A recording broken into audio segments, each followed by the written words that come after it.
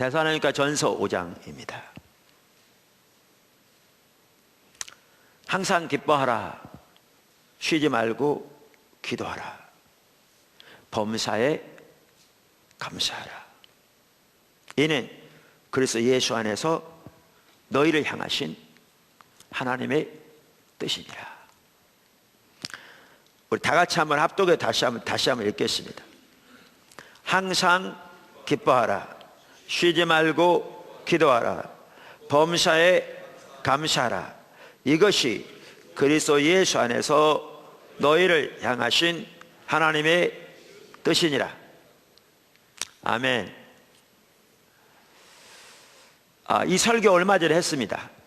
몇 개월 전에. 저는 기록해 놨기 때문에 알고, 여러분은 뭐 기억 못 하실 수 있지만. 근데 오늘 감사주일을 맞이하면서 이 부분을 또 다시 나누려고 합니다. 제가 나눈 이유가 있습니다. 했던 설교를 또 하는 이유가 있습니다. 물론 일정 부분은 추가되기도 했지만 우리가 반드시 배워야 할 삶입니다. 반드시 배워야 할 삶입니다. 그리고 하나님이 지금 우리에게 반드시 이 삶을 배우기를 원하고 계십니다. 그래서 이 부분을 다시 살펴봅니다. 다시 한번 본문을 읽겠습니다. 이 부분 꼭 외우시면 좋겠습니다. 다 아는 내용인데. 같이 읽겠습니다. 시작. 항상 기뻐하라. 쉬지 말고 기도하라. 범사에 감사하라. 이것이 그리스도 예수 안에서 너희를 향하신 하나님의 뜻이니라. 성경에 나와 있는 모든 하나님의 말씀이 하나님의 뜻입니다. 하나님의 뜻이니라고 말 안 해도. 그런데 여기에 보면은 너희를 향하신 하나님의 뜻이라고 구체적으로 언급되어 있습니다. 그만큼 이 부분이 중요합니다. 그만큼 이 부분이 중요합니다. 제가 얼마 전에 기독교 학술대에 제가 거기 이사라서 거기 참석한 적이 있었습니다. 요한웨슬리에 대해서, 요한웨슬리의 영성이라는 주제로 학술대회가 열렸는데, 거기에서 요한웨슬리에 대해서 전공을 하고 거의 지금 나하고 나이가 비슷하더라고요. 지금까지 감신대학원에서 그것을 강의하고 또 목회자로서 섬긴 경험도 있는 귀한 교수님이 요한웨슬리에 대해서 강의를 쭉 합니다. 지금 2000년 교회 역사상 가장 훌륭한 부흥사라고 부를 수 있는 사람 중에 하나가 요한웨슬리였습니다. 사실 요한웨슬리를 인해서 하나님이 그를 통한 하나님의 역사를 통해서 영국이 구원받았다고 해서도 과언이 아닙니다. 그렇게 하나님이 놀라운 역사를 행했는데, 그 교수님이 그러더라고요. 요한웨슬리가 가장 중요하게 그의 삶에서 실천하면서 여겼던 구절 중에 하나가 바로 이 부분, 오늘 살펴본 이 삶을 그가 그의 삶에서 중요시 여기며 살았다. 사실 오늘 이 내용이 우리가 반드시 배워야 할, 우리가 주님과의 관계에서 뿐만 우리의 신앙생활에서 핵심적인 구절을 담고 있습니다. 그러니까 우리가 반드시 배워야 할. 그래서 여러분들이 반드시 이 삶을 실제로 삶에서 배우게 되기를 주님은 축원합니다. 저 개인적으로 늘 더 배우려고 추구하고 있습니다. 조금씩 더 배워가고 있고요. 그래서 이 부분을 오늘 감사주일을 맞이해서 특별히 살펴보려고 합니다. 이 내용을 살펴보기에 앞서서 몇 가지 간단히 이렇게 그 기초를 살펴보려고 합니다. 첫째, 여기에서 문제는 수식어입니다. 그러니까 명령문이거든요. 기뻐하라, 기도하라, 감사하라. 명령은, 하나님의 명령은 순종해야 되는 겁니다. 우리가 군사역을 하다 보면 잘 아는데, 군에서는 이렇게 미군들은 좀 더 자유롭잖아요. 물론 그래도 질서는 분명한데, 자기 의견을 이렇게 내다가도 이건 명령이야, 그럼 끝입니다. 그러면 해야 합니다. 안 하면 영창 가거나 아니면 전시 같은 경우에는 총살당할 수도 있습니다. 그러니까 명령이야 그러면 나머지는 순종하는 것밖에 없습니다. 근데 그건 하나님의 명령입니다. 그러니까 우리가 그런 자세가 필요한 거죠. 이거 명령문입니다.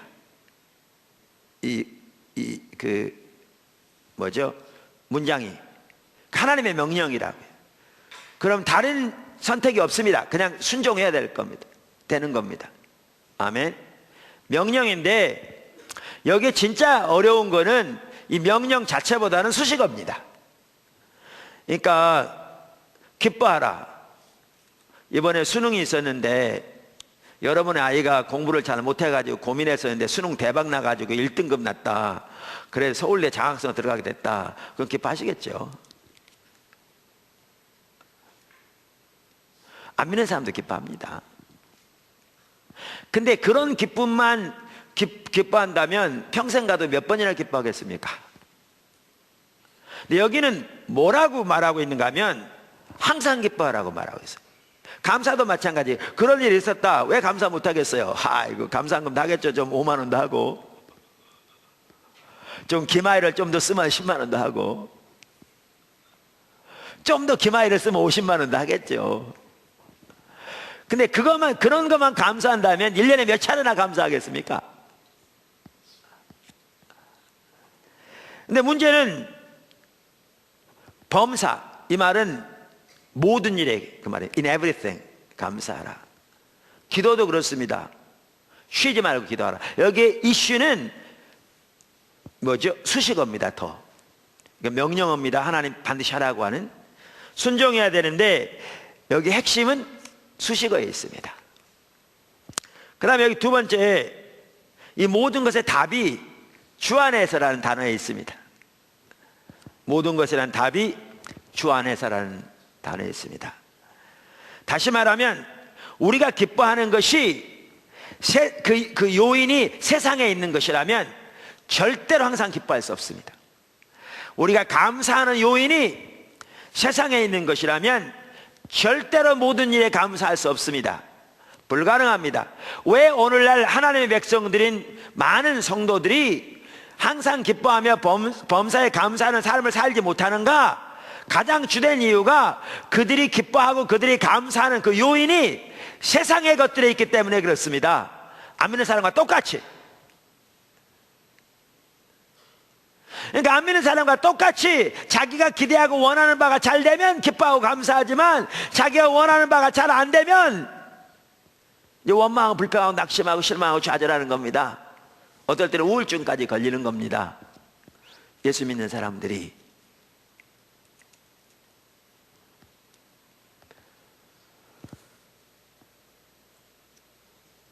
그런데 오늘 여기에서 보면 항상 기뻐하고 쉬지 말고 기도하고 범사에 감사하라고 그러면서 이것이 주 안에서 너희를 향하신 하나님의 뜻이라 이렇게 말하는데 핵심이 뭐냐면 주 안에서라는 단어입니다. 다시 말하면 우리가 기뻐하고 우리가 감사하는 요인이 주님과 주님 안에 있는 것들이 돼야 한다 그 말입니다. 그게 올바른 신앙이고요. 그렇게 되면 이 성경 말씀대로 할 수 있습니다. 그렇게 되길 축복합니다. 베드로전서 1장에 보면 소아시아 교회에 보낸 편지인데요. 그 당시에 소아시아 교회는 성경을 쭉 읽어보면 알지만 아직 예수를 믿는다고 목숨을 잃는 그런 일은 아직 안 당한 것 같습니다. 그런데 예수를 믿는다고 자녀들이 학교를 못 가고 예수를 믿는다고 때로는 재산을 차압당하고 이런 일들이 있기 시작했습니다. 핍박이 일어나기 시작하고 있는 상황입니다. 그런데 그런 상황에서 편지하면서 사도 베드로 이렇게 말하죠. 1장 6절 그러므로 너희가 이제 여러 가지 시험으로 말미암아 잠깐 근심하게 되지 않을 수 없으나 오히려 크게 기뻐하는도다. 8절 예수를 너희가 보지 못하였으나 사랑하는도다. 이제도 보지 못하나 믿고 말할 수 없는 영광스러운 즐거움으로 기뻐하니 inexpressible 말로 표현할 수 없는 영광스러운 기쁨으로 즐거워하니. 이게 왜 가능한 줄 아십니까? 기뻐하는 요인이 예수님과 예수님 안에 있는 것이기 때문에 그렇습니다. 그게 우리의 신앙입니다. 그 다음에 세 번째 여기 보면 이 세 가지가 밀접하게 연결되어 있습니다. 그러니까 여기에 보면 명령문이 세 가지거든요. 항상 기뻐하라, 쉬지 말고 기도하라, 범사에 감사하라. 근데 이것이 단수입니다. 그러니까 이것들이 아니고 이것이 이렇게 돼 있거든요. 다시 말하면 이 세 가지가 하나인 걸 볼 수 있습니다. 그래서 밀접한 관계가 돼 있습니다. 그러니까 이것은 수식어를 바꿔서 해도 상관이 없습니다. 쉬지 말고 기뻐하라, 항상 기도하라, 이렇게. 아니면 범사에 기뻐하라, 항상 감사하라, 이렇게 바꿔도 해도 문제가 없습니다. 또 하나는요, 이게 같이 갑니다. 범사에 감사해야 항상 기뻐하는 것도 가능하고요, 항상 기뻐해야 범사에 감사하는 것도 가능하고요. 이게 하나입니다. 자, 이제 하나하나 살펴보도록 하겠습니다. 말씀드린 대로 저와 여러분이 반드시 삶을 배울 수 있게 되기를 주님으로 축원합니다. 첫째, 항상 기뻐하라. 성경은 우리에게 항상 기뻐하라고 말합니다. 제가 보니까 일부 예배는 시간이 물론 다른 교회에 비하면 거의 2배 가깝지만 우리는 시간이 좀 부족해서 제가 요점을 중심으로 살펴봐야 될 것 같습니다. 이건 하나님의 명령입니다. 그런데요, 성경에서 매우 중요한 부분 중에 하나입니다. 그래서 성경에 보면 반복적으로 이 사실을 명령하고 있습니다. 반복적으로. 빌립보 3장을 보십시오. 빌립보 3장 끝으로 나의 형제들아, 1절, 주 안에서 기뻐하라. 너희에게 같은 말을 쓰는 것이 내게는 수고로움이 없고 너희에게는 안전하니라. 그래서 같은 말을 쓰는 것, 이게 뭘 의미하느냐 학자마다 의견이 다르지만 바로 그 앞에 나오는 주 안에서 기뻐하라, 이 말을 의미한다고 보는 학자들도 많고 저도 그렇게 보는데, 그렇다면 이 구절에서 주 안에서 기뻐하라는 말을 2번이나 반복하고 있습니다. 빌립보 4장 4절에도 그렇습니다. 주 안에서 항상 기뻐하라, 내가 다시 말하노니 기뻐하라. 이러한 걸 보더라도 알 수 있듯이 주님 안에서 항상 기뻐하는 것이 얼마나 중요한 일인가를 볼 수 있습니다. 또 하나, 여기에 보면 아까 3장 1절에 너희에게 같은 말을 쓰는 것이, 그래서 이것이 아까 말한 대로 주 안에서 기뻐하는 것이라고 본다면 더욱더 이게 확실하게 보이는데, 내게는 수고로움이 없고 너희에게는 안전하니라 그랬는데 여기에 보면 a safeguard for you 이렇게 돼 있거든요. 너희에게 안전장치라, 뭐 이렇게 번역할 수 있는. 그런데 이걸 보아도 알 수 있듯이 우리가 항상 기뻐할 수 있는 요인이 뭐라고요? 유일한 길은 주 안에서입니다. 그래서 여기도 보면 주 안에서 항상 기뻐하라 그랬어요. 우리의 기쁨의 요인이 세상적인 것에 있다면 항상 기뻐할 수 없습니다. 자, 그럼 다시 제 말 잘 들으십시오. 우리의 기뻐하는 요인이 세상적인 것에 있다면 우리의 신앙은 지금 잘못되어 있는 겁니다. 그 남인상은 똑같습니다. 오늘 아침에 하나님께 예배를 드리러 온 하나님 백성인 여러분, 제 말을 다시 한번 들으십시오. 여러분, 제 말을 들으면서 여러분 속에 살펴보십시오. 여러분의 기쁨의 요인이 예수님과 예수님 안에 있는 것들인가, 여러분의 기쁨의 요인이 세상에 있는 것들인가, 여러분 자신을 살펴보십시오.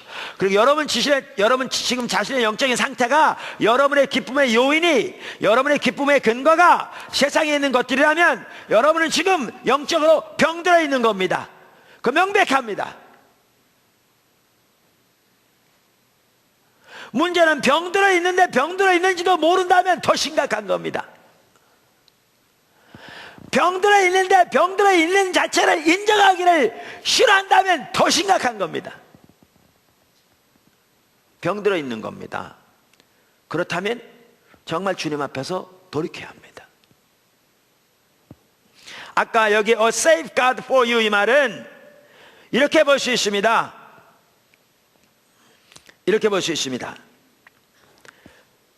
사도 바울이 아까 말한 빌립보 3장 1절에 보면 그 당시에 이단들에 대해서 다루면서 한 얘기거든요. 이걸 보면 한편으로 우리가 하나님 앞에서 올바른 신앙 가운데 있다는 하나의 증거라고도 할 수 있고, 우리의 신앙의 하나의 안전장치가 뭐냐? 주님 안에 항상 기뻐하는 삶이라는 거죠. 다시 말하면 내 기쁨의 요인이 예수님과 예수님 안에 있는 것들로서, 그 예수님 안에서 예수님으로 인하여, 예수님을 통해 우리에게 주신 하나님의 은혜와 사랑으로 인하여, 하나님으로 인하여 항상 기뻐하는 삶 가운데 내가 살고 있다면 내 신앙이 올바른 자리에 있다는 것을 보여준다는 겁니다.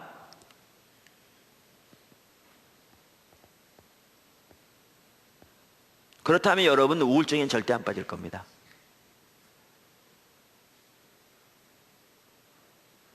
살아가야 할 삶의 방향을 잃은 채 낙심하고 실망하는 자는 절대 있지 않을 겁니다. 주변 환경에 휩싸여서 헤어나지 못하며 온갖 불평과 하나님에 대한 원망으로 가득 차인 그러한 삶에서는 절대 있지 않을 겁니다. 절대 있지 않을 겁니다.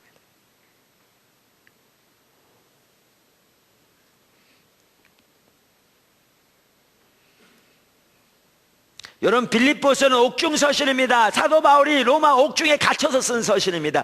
그가 지금 로마 옥중에 있다는 사실을 기억하십시오. 그러나 로마 옥중에 있는 사도 바울이 이렇게 말하고 있는 겁니다.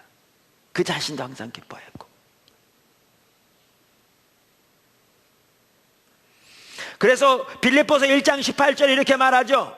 같은 빌립보서에, 그러면 무엇이냐? 거칠애로 하나 참으로 하나 무슨 방도로 하든지 전파되는 것이 그리스도니. 그 당시 사람들이 예수 그리스도에 대한 열정을 가지고 예수님을 증거했습니다. 어떤 사람들은 예수님을 증거함으로써 사도 바울을 더 어렵게 만들기 위해서 증거했습니다.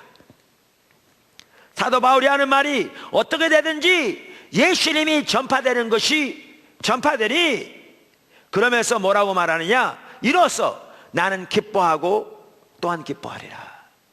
두 번씩이나 말합니다. 주 안에서 항상 기뻐하는 삶을 산다는 것은 우리가 올바른 신앙 가운데 있다는 것을 보여주는 것입니다. 주님 안에 기뻐하십시오.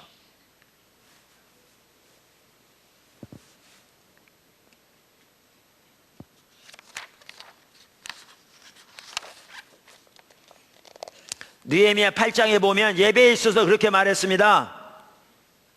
8장 10절에 느헤미야가 또 그들에게 이르되 너희는 가서 살진 것을 먹고 단 것을 마시되 준비되지 못한 자에게는 나누어주라. 이날은 주의 성일이니 근심하지 말라. 여호와로 인하여 기뻐하는 것이 너희의 힘이라 하고. 여러분, 느헤미야가 어떤 책인지 아시죠?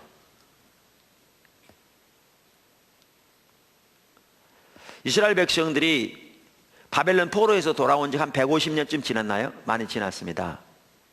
그런데 그때까지 예루살렘 성이 폐허로 남아 있었습니다.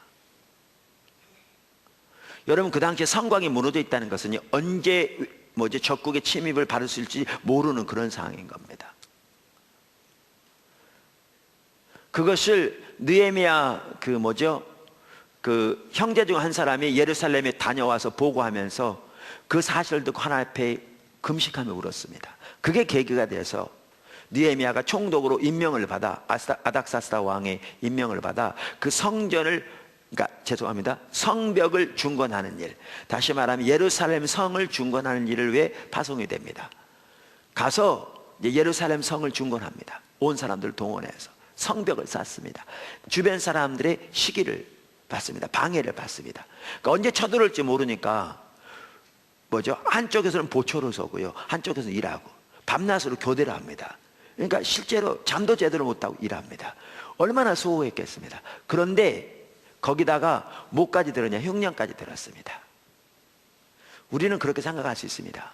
우리가 이렇게 하나님 앞에 헌신하는데 하나님도 너무하시지, 풍년을 줘야지 어떻게 흉년까지 듣냐?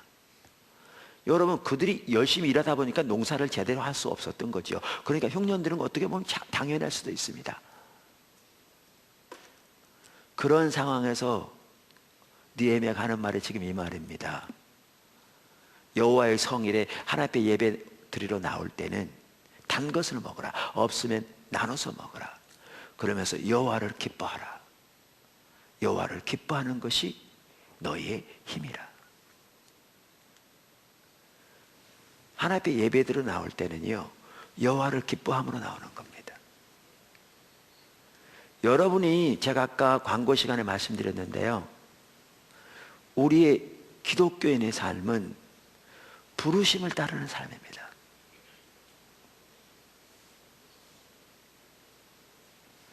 여러분의 삶이 부르심을 따르는 삶이 되십시오. 그렇지 않으면 여러분은 살아갈 이유와 목적을 잃고 살아가는 겁니다.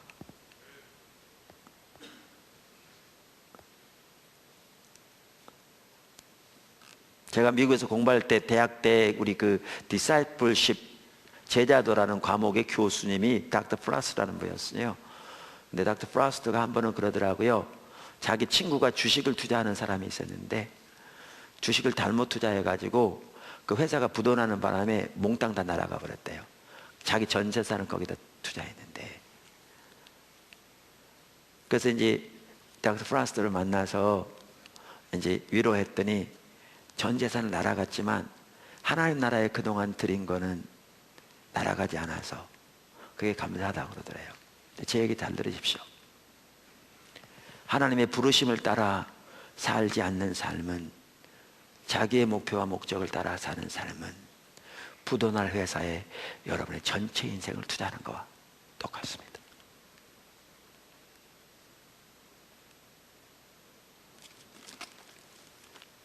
이 성경이 명명백백하게 말해줍니다.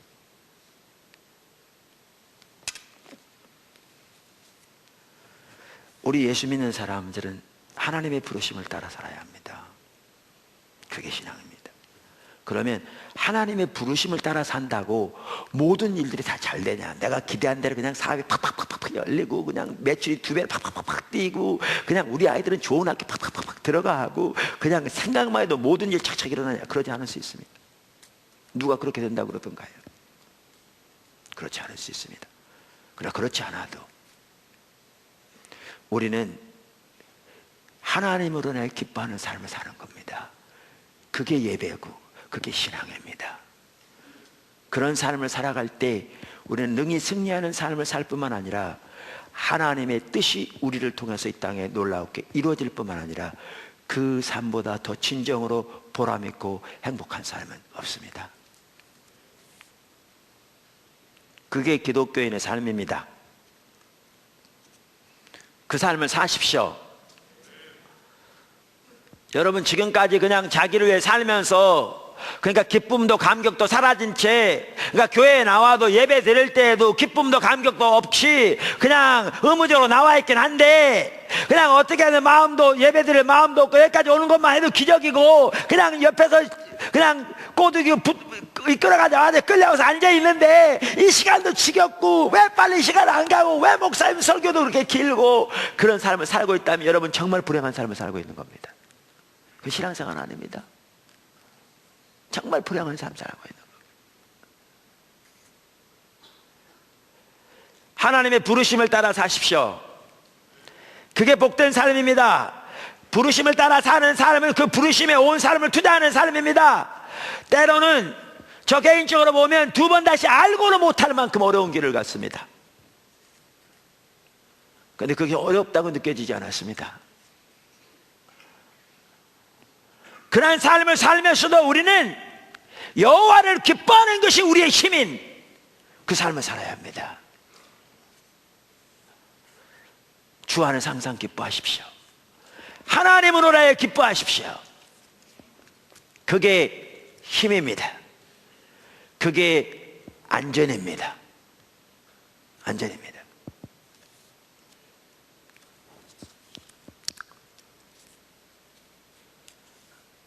마틴 로이드 존스 목사님이 세계적으로 유명한 목사님이었죠. 영국 분인데, 그분이 부흥책에 보면 그렇게 얘기했어요. 기독교인이 가지고 있는 문제의 99%는 하나님을 모르는 것이다. 그러니까 환경이 문제가 아니고 처지가 문제가 아니고 자기 출생의 문제가 아니고 기독교인이 가지고 있는 문제의 99%는 하나님을 모르는 것이라는 겁니다. 하나님 모르는 것이라는 겁니다. 저는 할 얘기가 별로 없어서 한 얘기 또 하고 한 얘기 또 하고 합니다. 그러니까 교회 한 5년 이상만 다니면 다 들은 얘기입니다. 중요한 건 그대로서 하십시오. 그럼 됩니다. 저는 방위 출신입니다. 그런데 하나님이 전군을 열어가십니다. 구 참모총장님들을 만나게 하고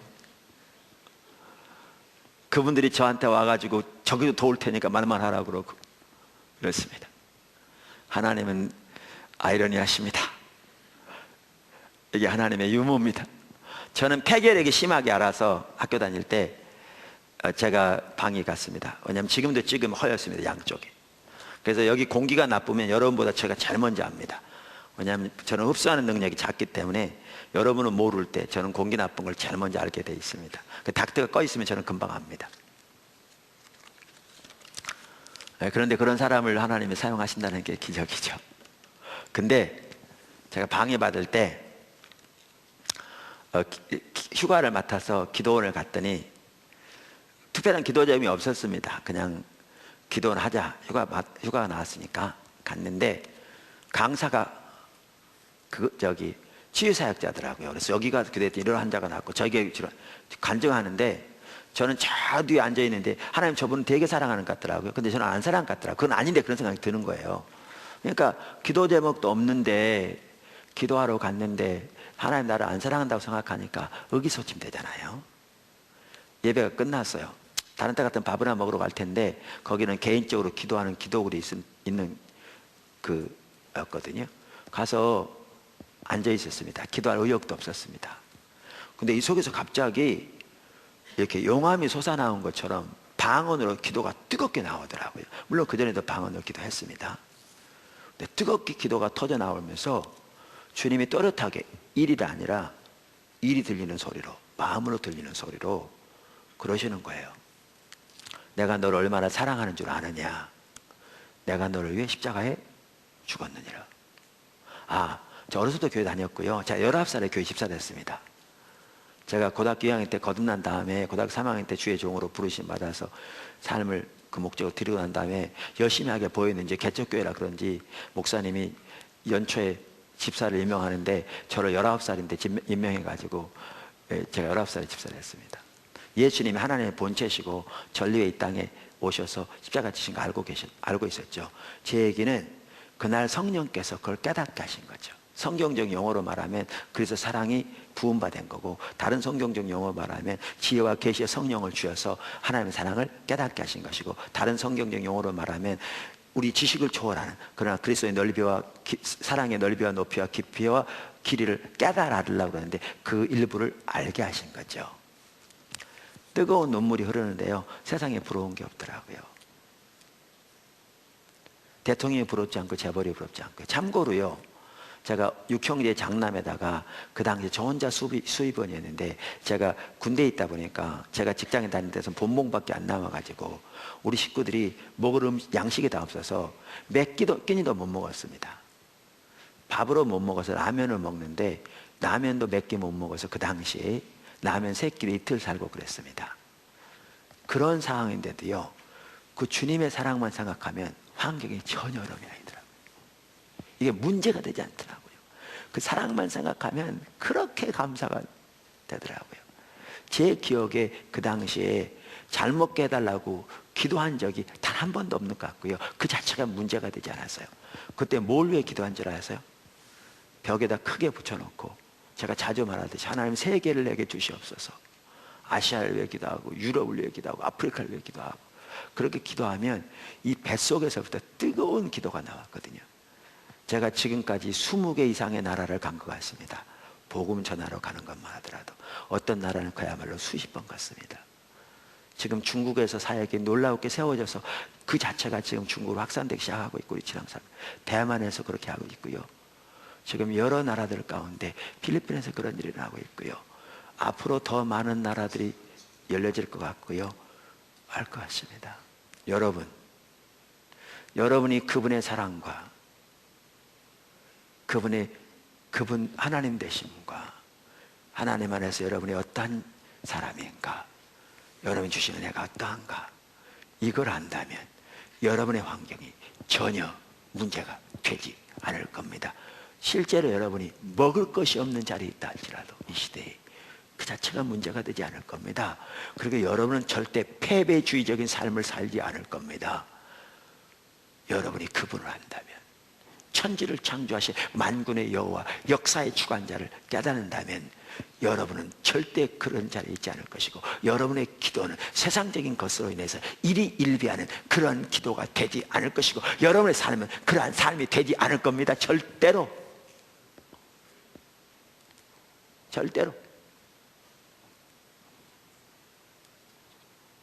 그러니까 로이드 존스 목사님 하는 얘기가 그 말입니다. 기독교인의 문제는 99%가 하나님을 모르는 거다. 환경이 문제가 아닙니다. 여러분의 처지가 문제가 아닙니다. 여러분이 어디서 태어났고, 여러분 부모가 어떤 분이고, 여러분 학력이 어떻고, 그게 문제가 아닙니다. 남자고 여자고 그게 문제가 아닙니다. 그게 문제가 아닙니다. 여러분이 하나님을 안다면,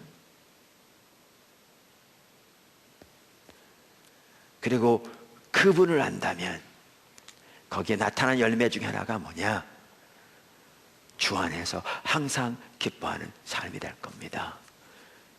주 안에서 기뻐하는 삶을 살고 있다는 것이 우리의 신앙이 올바른 것을 보여주는 하나의 증표라고요.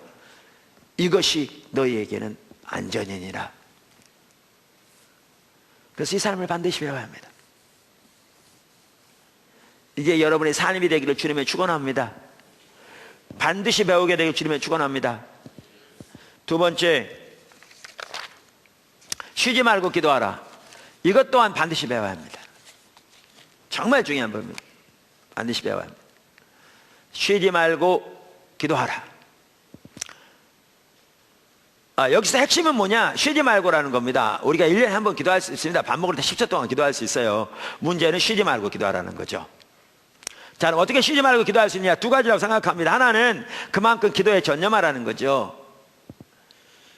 예수님 사도 바울의 삶을 보면 그분들의 삶은 참으로 기도로 가득 찼습니다. 여러분, 포도나무 지체들이 멀리 삽니다. 그러면 여러분은 골방에서 기도하셔야 합니다. 멀리 삽니다. 여러분 가까운 교회, 큰 교회 문 열려 있으면 밤중에 가서 기도하십시오. 소리 질러서. 여러분의 골방에서 기도하십시오. 가까운 데 있는 분들은 교회 와서 기도하시고, 새벽 기도 우리 스태프들이 다 인도하고 있잖아요. 별로 오는 사람 없습니다. 다 있는데 여러분이 안 오는 겁니다. 시간마다 기도할 수 있잖아요. 다시 장막실에 와서 기도하셔야 합니다. 쉬지 말고 기도하라고 그랬습니다.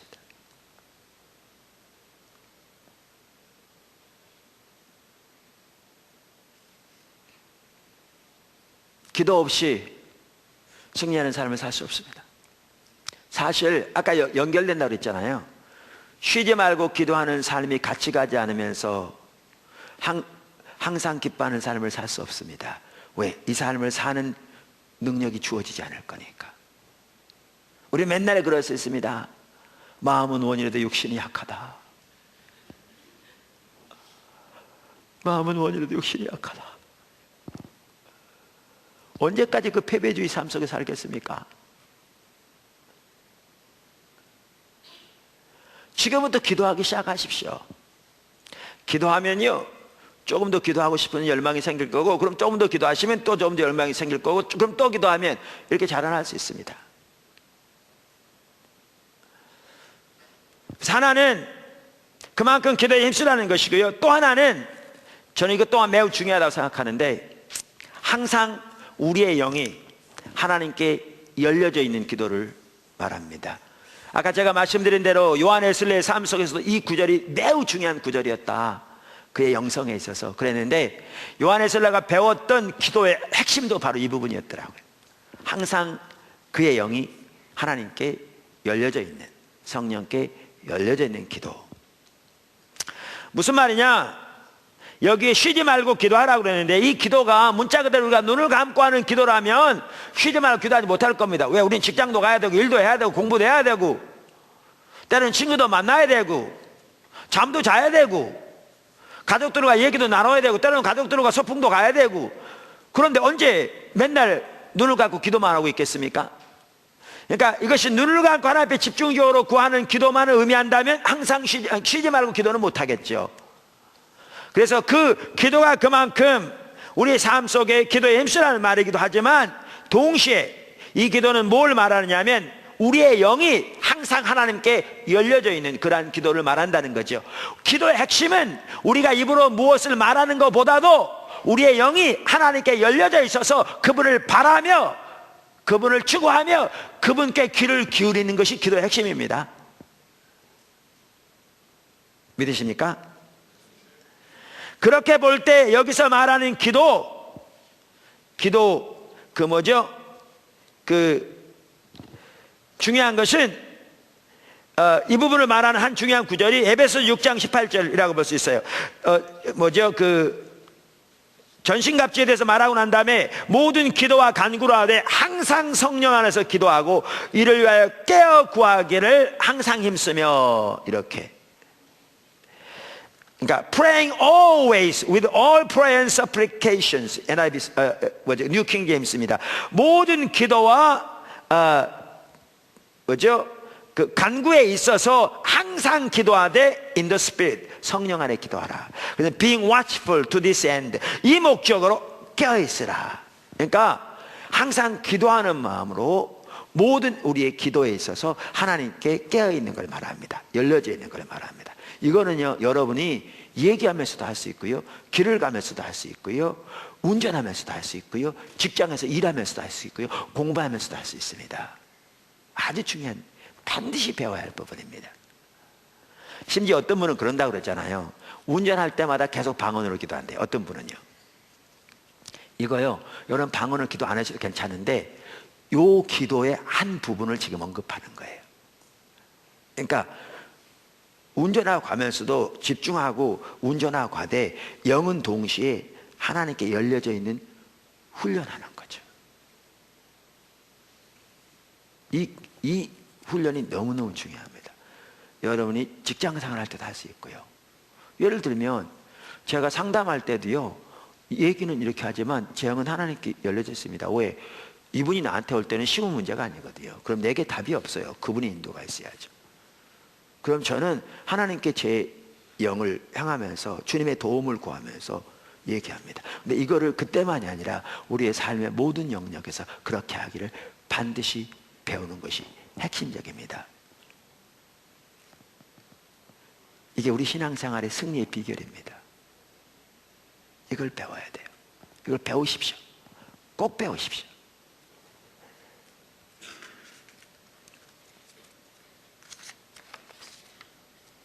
허드슨 테일러가 그랬다고 그러잖아요. 한순간도 예수님을 안 잊으려고 노력했어요. 근데 노력하면 노력할수록 잊어버리는 거예요. 우리 그렇거든요. 근데 어느 순간에 주님이 딱 깨닫게 하신 거예요. 자기가 한순간도 안 잊으려고 노력했지 도와주시려는 주님을 의지하지 않은 게 딱 보인 거예요. 성령의 조명이 있었던 거죠. 그러니까 그 순간 자기가 한순간도 주님을 잊지 않으려고 노력하는 그 노력까지도 내려놓고 주님을 의지하기 바라보기 시작했어요. 그랬더니 주님이 그분 안에서 내주하시는 삶이 그 갈라디아 2장 20절이 경험되어진 거죠. 그랬더니 바로 하늘나라가 이 땅에 시작된 것 같았다. 그렇게 표현하고 있거든요. 그 자세한 내용은요, 제 십자가 복음 책에 있어요. 제가 지금 시간을 보니까 좀 시간이 많이 돼서.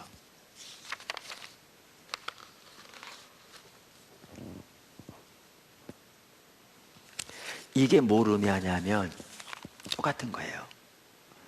항상 그의 모든 삶의 영역에서 주님을 바라보는,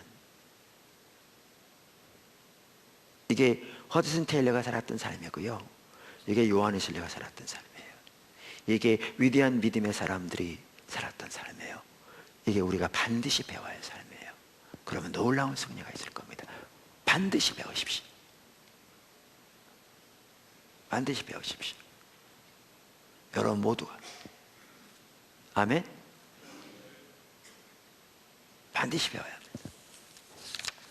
마지막으로 범사에 감사하라. 사실 감사는요, 제가 신학 사전을 한번 찾아가지고 Thanksgiving 영어로 쳤어요. 그러면 여러 이제 사전들이 있잖아요. 그럼 뭐 감사하는 이유, 뭐 감사의 목적 등 다른 어느 주제보다도요 많은 내용이 나와요. 그 구절들만 다 설교하라고 몇 주는 해야 될 거예요. 쫙. 제가 자료가 없어서 오늘 이 설교하는 게 아니에요. 그만큼 감사가 중요해요. 성경에. 그만큼. 오늘 이 부분을 나눈 이유가 아까도 말씀드린 대로 반드시 우리가 이 삶을 배워야 될 사람이에요. 특별히 이 시점에서 우리가 감사는요 정말 성경이 많이 말하고 있어요. 가장 많이 말씀하신 것 중에 하나가 감사예요. 감사는 하나님을 영화롭게 하고요, 감사는 하나님을 인정하는 것이고요, 하나님을 신뢰함으로 가능하고요, 하나님을 찬양하는 거고요, 하나님의 관계에 있어도 필수예요. 뿐만 아니라 우리에게도 참으로 유익해요. 감사하는 삶을 살 때 우리에게 힘을 주고요, 감사할 때 믿음 안에서 우리를 보호해 주고요, 감사하는 태도를 가짐으로써 환경에 대한 우리의 관점이 달라져서 우리의 태도가 달라짐으로 궁극적으로 환경 자체가 바뀌어요. 여러분, 감사하는 사람들의 삶에 대한 책을 보십시오. 감사하는 사람을 통해 그들의 인생 자체가 바뀐 간증들이요 수두룩해요. 왜? 감사하면 하나님과 관계가 달라지고 우리가 환경을 보는 우리의 태도가 달라지고 우리의 신앙에 대한 이해가 달라졌어. 그러니까 환경 자체가 변하게 돼요. 여러분, 환경이 먼저가 변한 게 아니라 우리가 변해야 환경에 대해 우리 자세가 변해야 환경이 변해요. 그 한 핵심적인 비결이 뭐냐? 감사예요. 감사예요. 그래서 무엇보다 감사는 하나님으로 인한 것입니다. 그래서 주 안에서 감사하라. 그래야 항상 범사에 감사할 수 있다고요. 하나님 때문에. 아까 제가 말씀드렸잖아요. 우리 기독교인의 문제는 환경이 아니라고. 하나님 모르는 거라고. 하나님만 안다면 더 이상 환경이 문제가 되지 않을 거라고요. 전혀. 뿐만 아니라 감사는 하나님께 대한 신뢰에서 나옵니다. 하나님을 알기에, 그분을 신뢰하기에 감사하죠. 시간이 다 됐네요. 제가 한 부분만 말씀드리고 마쳐야 될 것 같습니다.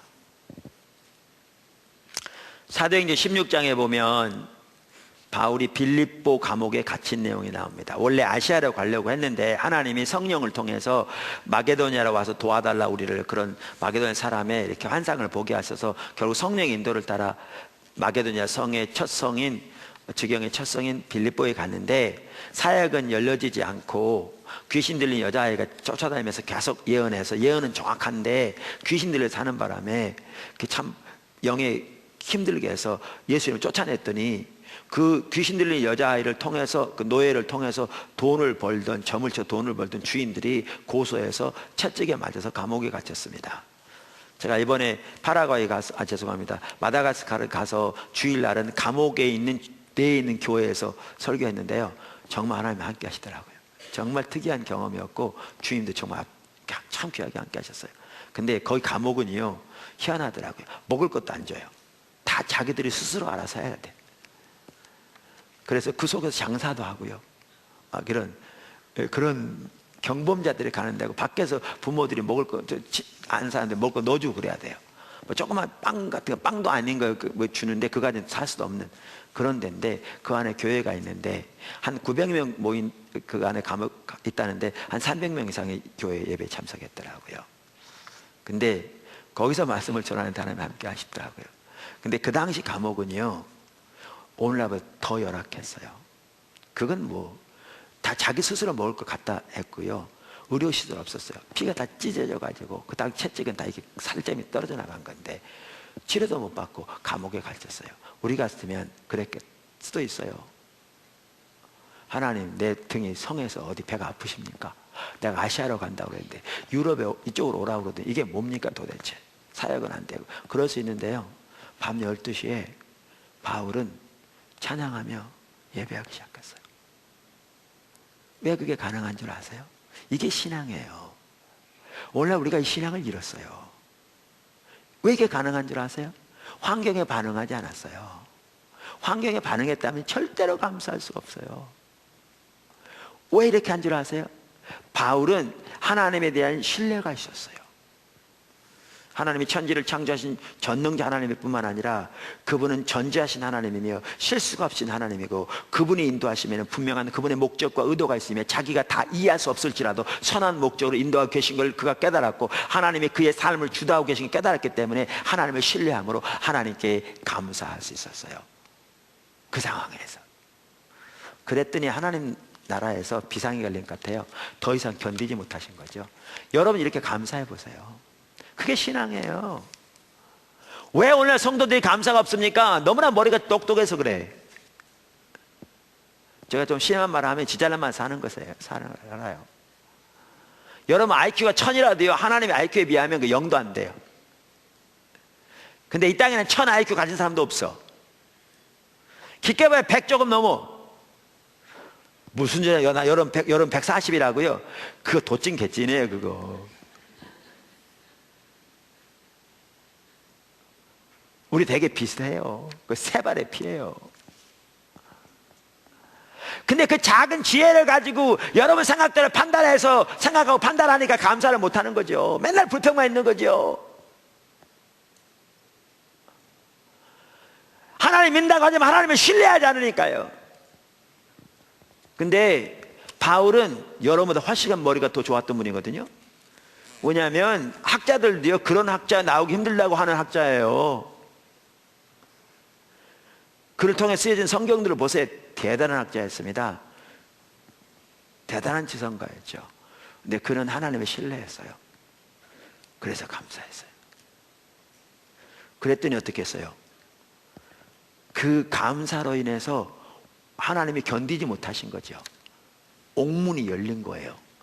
지진 난 것 같은데, 지진 났으면요 이 창고는 열어지지 않아요. 그러니까 하나님 특별한 역사예요. 지진 나면 문은 부서지는데 손에 차인 창고는 안 열리잖아요, 지진 난다고.